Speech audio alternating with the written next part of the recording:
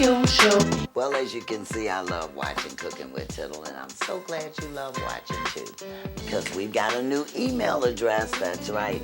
It's tittleInTheMiddle@live.com. So I do hope you will email your tittle. I've got some great green things going on for this year and some healthy treats. Bon appetit, let's eat each and every Thursday at 7 p.m. and Fridays at 2 p.m. right here on Channel 19. And now, back to the show. Hey. It's Tittle in the middle. It's Tittle in the middle. It's Tittle in the middle. Donna Tittle TV radio show. It's Tittle in the middle. It's Tittle in the middle. It's Tittle in the middle. The Donna Tittle TV radio show.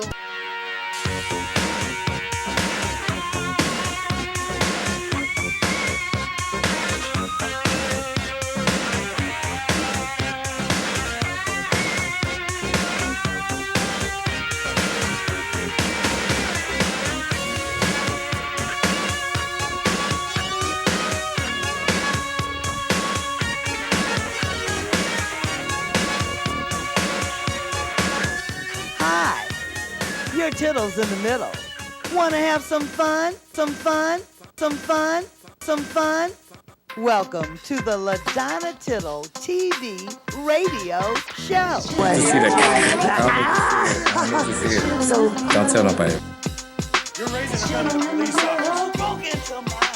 I think the more they dehumanize us, the more people become desensitized to our death.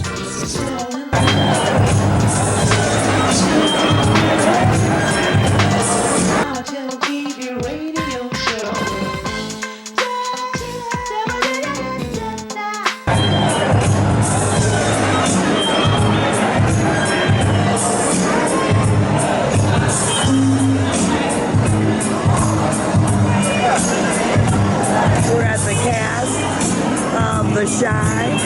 This is premiere night.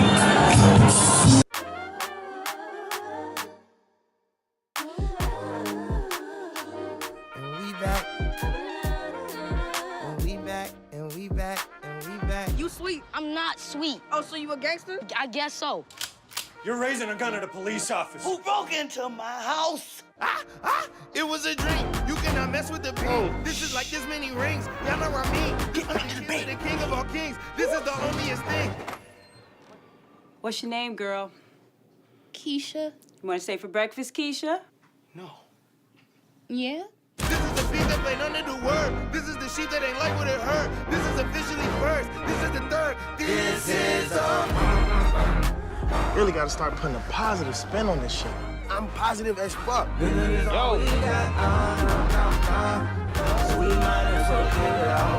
It's not all about you anymore.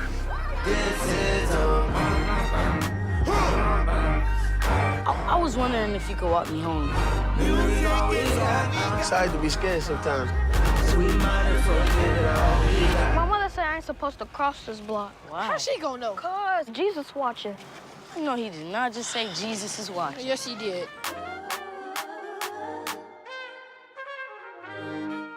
And for me, I think I really want to put a face to the black folks in Chicago in a real way. And yeah, I was just like, I was gonna run with this. I'm just gonna try to write these stories and create these characters, and it really all came together.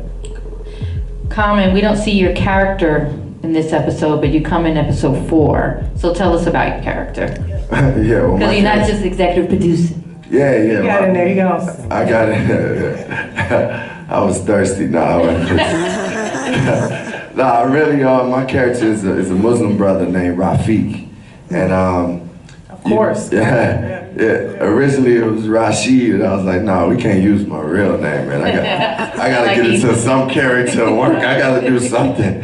But I'll pitch for you to have a different name. What'd you say? I'll pitch for you to have a different name. Good, thank you. Good, thank you, because I needed a different name. But yeah, so Rafiq. And Rafiq is a Muslim brother who's like an imam at one of the Muslim temples here in Chicago. And he really encounters Ronnie, and it's kind of like basically another conscience for Ronnie. I mean, obviously I don't want to get into everything that happens next, but he provides a real truth to Ronnie's whatever he's dealing with. Like sometimes that voice, you know, like we all have friends that we can call that's gonna give us that truth. Well, he is that truth, and he didn't even know Ronnie yet, but he just gave it to him from the beginning, and maybe it's because he's based already in Islam and he's dealing with his truth. And Corey, something that you said earlier that I wanted to say that was about vulnerability is like, our truth is the most important thing we can give. So if that vulnerability, if vulnerability is in that truth, then that's the best thing we could give. Like one of the things I feel most valued is just to be able to go places and be who I am. Whether that's at times I'm saying something funny or corny or whatever, just I don't mind getting laughed at. I'm not perfect. And I think, you know, that's what that vulnerability is. I know I went back to another question, but I was thinking about No, I appreciate that because I think the shows that we love right now, we're especially going to love The Chi, are the fact that they're authentic, they're vulnerable, and they're telling multifaceted stories of our lives that we haven't seen before. But I'm going to stop hogging the mic. I'm going to open up for Q&A. Yes, right here in the front. Thank you. All right, so my name is Portia King, and I just have to say that I absolutely loved it. I've been born and raised on the south side of Chicago. So as a South Sider, I think that this show was so authentic, and the characters and the characteristics of the story are so identifiable. So not just for me, but you all identify with it too, right? Okay, so I noticed things, but I want to know from you all, what is it about this storyline where the Chi could not take place in any other city other than Chicago? Well, I mean, the interesting thing is, though, I think that there's specifics to the city that I know it's hard for me to write about another city because obviously this is where I'm from. But I would say, I think my hope is that, yes, Chicagoans watch it and love it, but even if you're in Detroit, even if you're in DC, even if you're in New York, I hope that you can see, like, yeah, like every city, we all have beautiful black people working every day, raising their kids, trying to get to church when they can. You know what I'm saying? It's like almost to kind of show even more unity amongst us. The tough thing is, like, this is the only city I know, so it's like this is the one I wanted to write about, and also again because I feel like the city is so misunderstood, and I think there's a lot of people who aren't from here who try to talk about what's going on here. And I just felt like, for me, I think that this story could happen in many different cities. I mean, young black boys are dropping like flies all over the world. And I think, and the reason why I placed it, that's what the setting is because this is my home. So, but my hope is that people can look at it and just know that, like, black men and women, but particularly black men, deserve to be valued. That's the thing. I don't think they are valued. I think they are feared. I think that, they are exploited. And so for me, I really kind of wanted to handle them with care. And that's why I think the names also, like, I grew up with a kid whose nickname was Cookie, grew up with a kid named Brandon, had a kid who went to school with Kevin, like Bonnie was my uncle's name who has since passed. Like, I was like, I'm gonna give them names of people that are actually in my heart, so that way I will not be careless when I'm writing them. Ooh. Praise Jesus. All right, who's on this side? Here in the front. This light is killing me. Hi, my name is Morgan Elise Johnson. Yes. Lena, I was surprised that the women in the series were treated as, at least in the pilot, as mothers and objects of affection. Can you speak on the role of women in the Chi as the series evolves?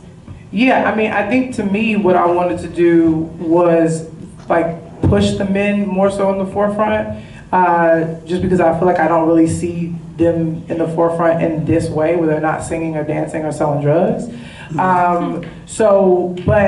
But the women, but I feel like women, particularly black women, are the backbone of our community. So what I wanted to do was show that, and I actually feel like the women are very strong, like particularly Jada, who plays Emmett's mom, who is very laid back, and we did that on purpose because we didn't want to have the typical yelling, screaming, stomping around black mom. You know, although Brandon's mom is a little bit more aggressive, but it's because we established that she has a problem with alcohol, and that's where that's coming from. You know, she also, I think, has a real fear about raising black men. Obviously, you see that, and so that also comes out in a very aggressive way. But with Jada, you know, she, I think, is just very strong in a very quiet way, which I think a lot of mothers can be, especially, you know, that she's sort of used to her son messing up a lot. And so what I like that she does is that she actually passes the responsibility to him. She's like, I'm not gonna help you here. You made this bed, so now you have to lie in it. And the thing about Keisha, again, like, look, I feel like, particularly young black women, I believe are seen as objects of affection, only. And I think the thing about it is, because I think she's obviously more than that, and I even like the fact that what we did with her in the pilot was she still has a sense of self. Even in that sex scene, like she's saying, I'm not gonna finish over there, I'll go get me my, you know, that was super important.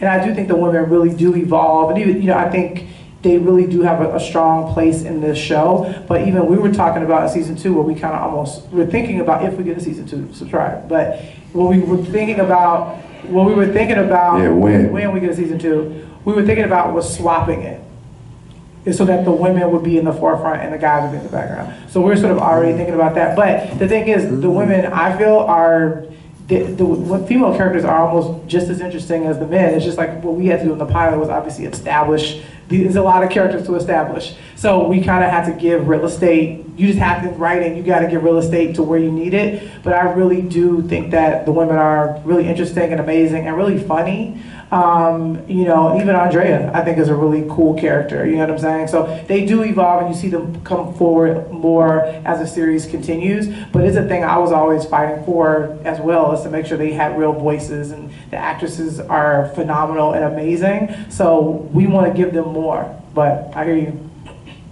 Somebody in the middle? Let's give a bunch of hands. Yeah. Courtney. Hello. This was awesome. My name's Adrienne Samuels Gibbs. Hi, y'all. How you doing? A fabulous writer. Oh, yes. Hello. Hey. I have a question about the music, because we were all back here. Like, wait a minute.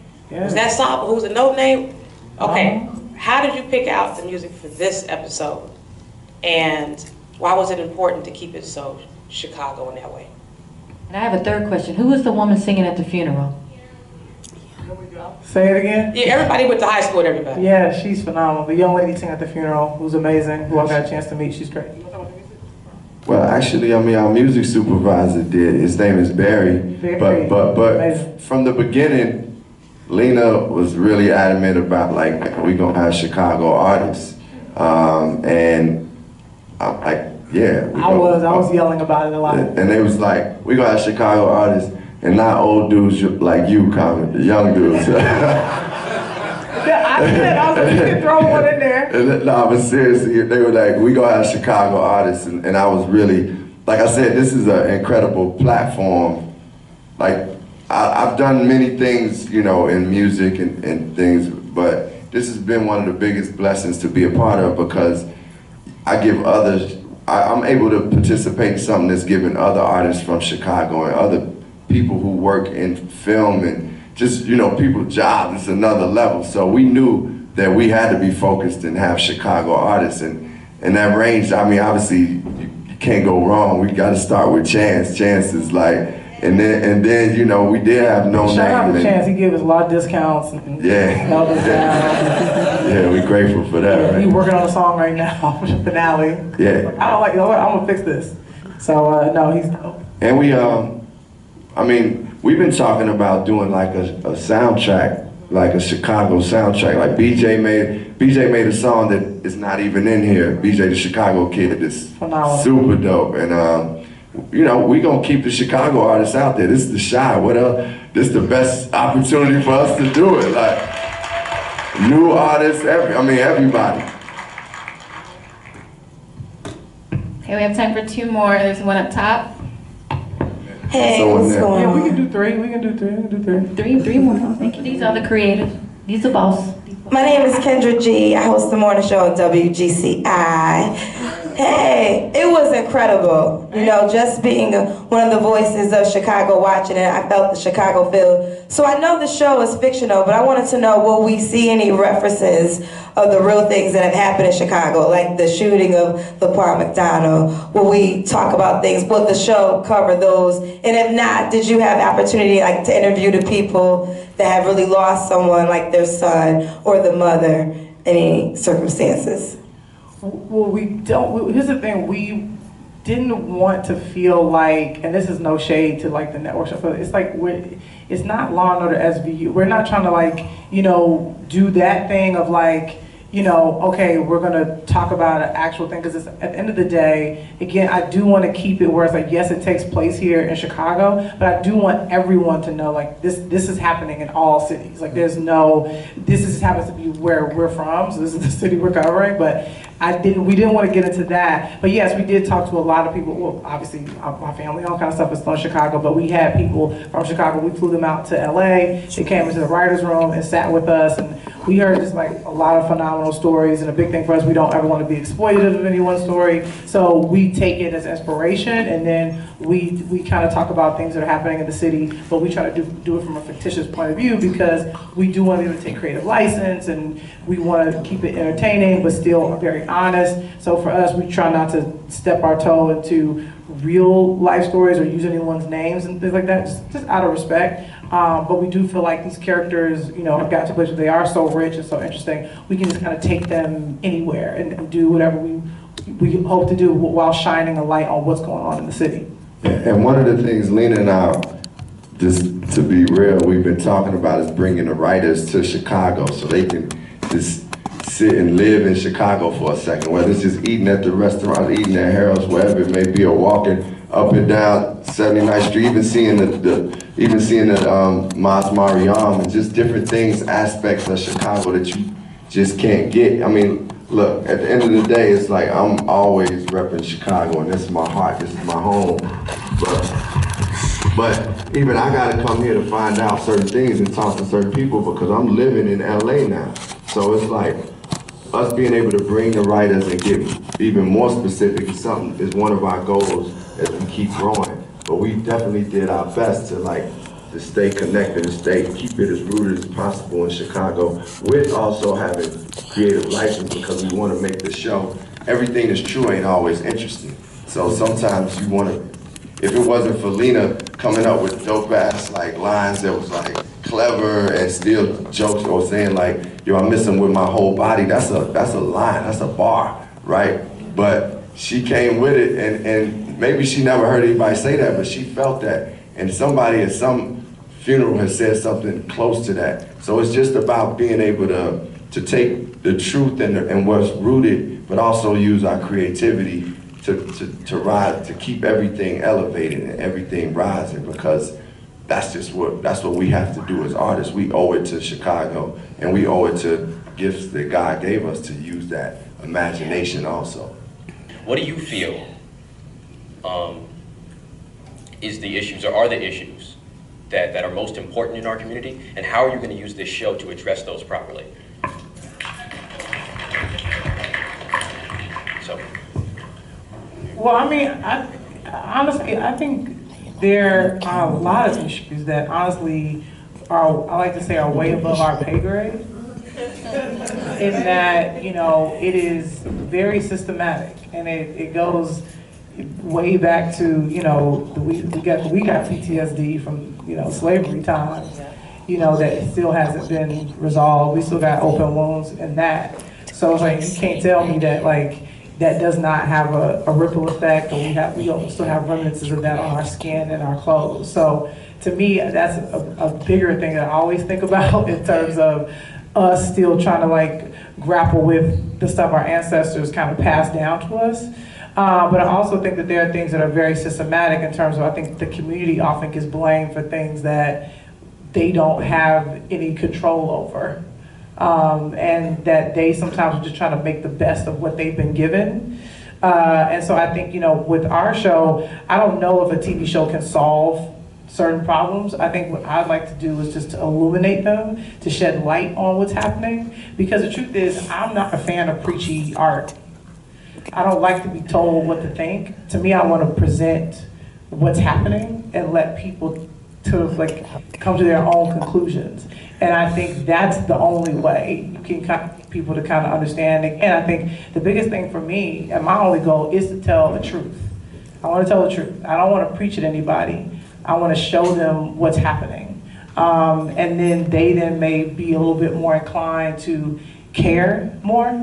And I think hopefully that will then encourage them to want to really activate, to really do something about it. And a lot of that don't mean outside people. I hope it means people within the community. Because to me, I don't know if we need to be policed. I think we can police ourselves.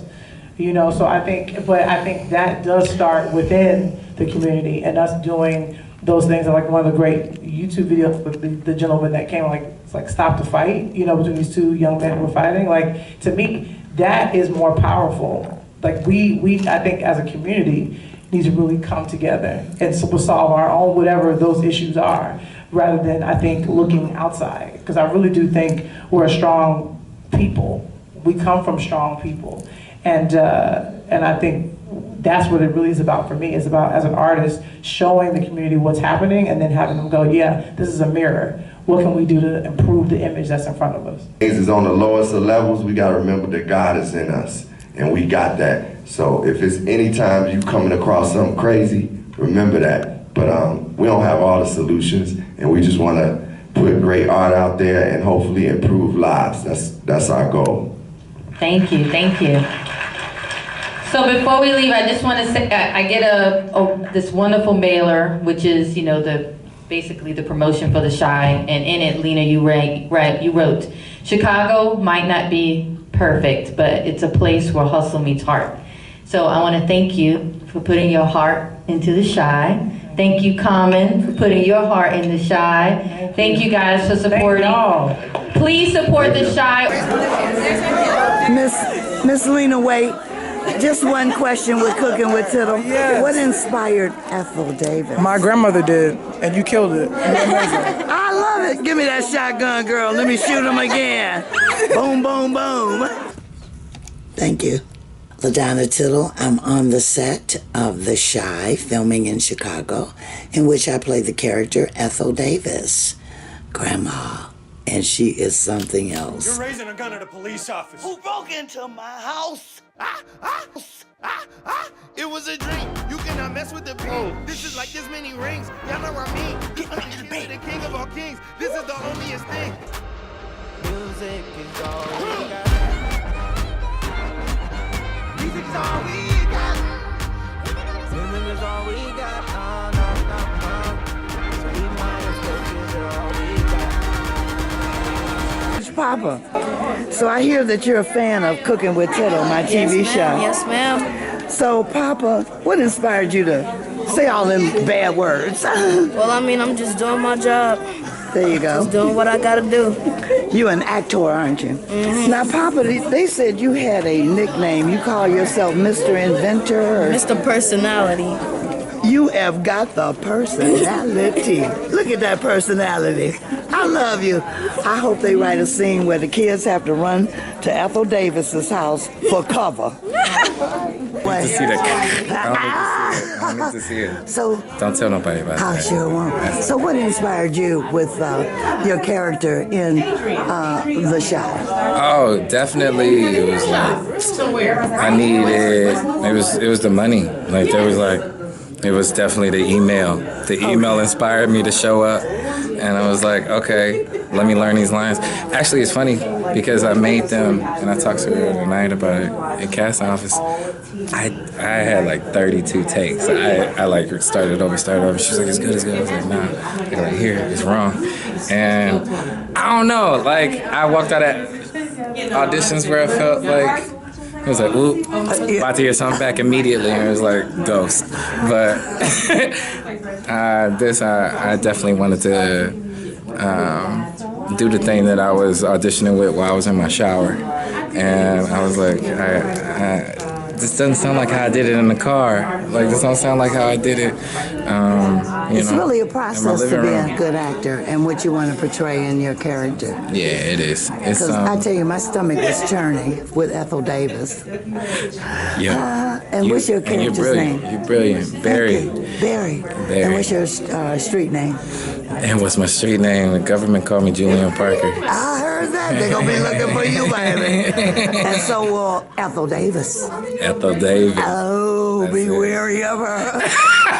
Here's my card. Uh-oh, there she is. There she is, yo. There you go. Gotta call her I out. love Call it. her up. She got 2 sides. That's right, Call baby. her up. Watch the show. That's Cookin Wit it. Tittle. Bon That's appetit. it. Let's All eat. right, I gotta put it right in the pocket. There you go. Look at it. Look at I it. heard that. Yeah, don't reach for it. They may think it's a gun. You crazy. You're so good. Thank you so much. I love you. Brilliant. I'm happy we got I the hope time that we we will. spent with each other. And I've heard so much about your work Thank you. before I got to meet you, and, Thank you. and having all of that pressure, you know. Oh my God. You dealt with it well. Let me tell you. Look at me sweating, baby. Oh my God. Yeah. She's so good. She's so good. Hey, They didn't even steal her bag. They took my bag, Joe. Grandma had a life. They took my bag. She about to get another one. Look how many. She didn't even know what was in here. She got so many popcorn bags. She got food and got for my later. hamburger. She got That's what food grandmas do, baby. She got food for That's later. what Ethel do. Get out here.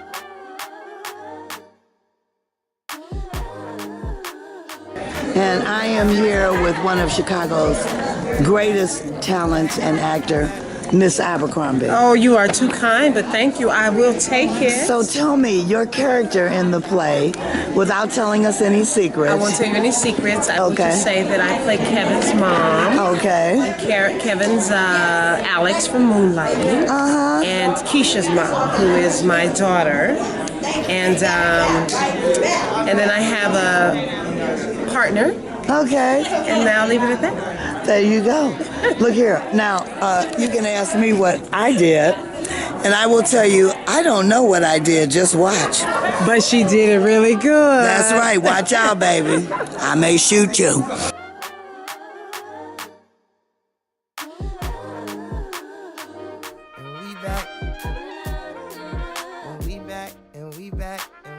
You sweet? I'm not sweet. Oh, so you a gangster? I guess so.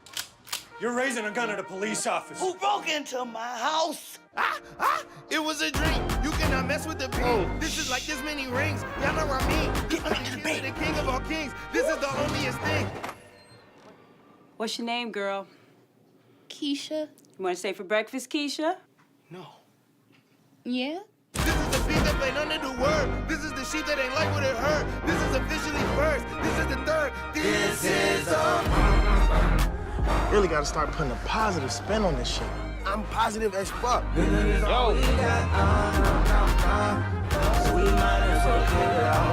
It's not all about you anymore.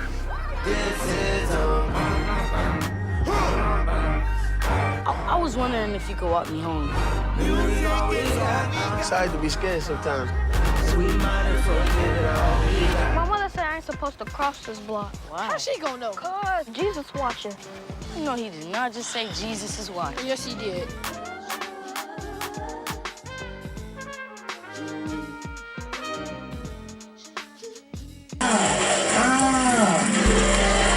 You're here. I knew I was coming. Thank you. Good to see you. You too. I'm honored to be, the first black woman to win an Emmy for comedy writing, but I don't want to be the last. My mission is to help introduce new writers to them. Yeah. So congratulations on The Shy. Thank you. Thank you so much. Tell us about the show. Look, man, The Shy, I keep telling people, it's a show about what it means to be black and human and living on the south side of Chicago. And I think for some people, they were like, well, what's the hook? Well, was there somebody singing? Somebody selling drugs? Somebody playing basketball? Get out of the hood? And I'm like, nah. That's not all black folk. Some of us just like are trying to chase a dream and fall in love and make the right decisions, and I think that's what I want the show to be about. It's very much a character study, and it really kind of shows how all of our lives are intertwined.